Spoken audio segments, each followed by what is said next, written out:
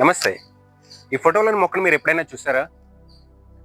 Tibetan సాంప్రదాయ వైద్యంలో ఎంతో ప్రాముఖ్యత పొందిన ఈ మొక్కను చూడాలంటే మనం ఈశాన్య భారతదేశానికి వెళ్లి సముద్ర మట్టం నుంచి దాదాపు 4500 మీటర్ల ఎత్తు వరకు పర్వతాలు ఎక్కాల్సిందే. ఎందుకంటే ఈ మొక్క సముద్ర మట్టం నుంచి దాదాపు 4500 మీటర్ల ఎత్తులో మాత్రమే పెరుగుతున్న ఈ మొక్క శాస్త్రీయ నామం రెమ్ నొబైల్. మన సిక్కిం రాష్ట్రంలో చాలా ఎక్కువగా పెరగడం వలన మన వాళ్ళు దీనికి సిక్కిం సుందరి అనే ఒక ముద్దు పేరు కూడా పెట్టారు.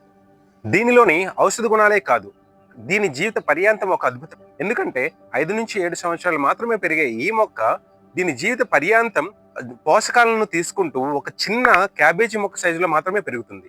కానీ ఆఖరి 4 నుంచి 5 నెలల్లో మాత్రం ఆసేతు హిమాలయాల్లోనే ఒక పొడవాటి శిఖరంలా వికసిస్తుంది. జీవితకాలంలో ఒకసారి మాత్రమే పుష్పించే ఈ మొక్క తన గాజులాంటి ఆకుల మధ్యలో ఉన్న గింజల్ని వెదజల్లి తర్వాత మరణిస్తుంది. నిటారుగా ఉంటూ గాజులాంటి పారదర్శకమైన ఆకులు కలిగి ఉండడం వలన ఈ మొక్కను గ్లాస్ హౌస్ ప్లాంట్ అని కూడా పిలుస్తారు. దీని గ్లాస్ లాంటి పారదర్శక ఆకులు వీటి మధ్యలో ఉన్న గింజలకు ఒక నేచురల్ గ్రీన్ హౌస్ ని ఏర్పాటు చేసి ఫలదీకరణ ప్రక్రియను వేగవంతం చేస్తుంది. ఇది దీని ప్రత్యేకత.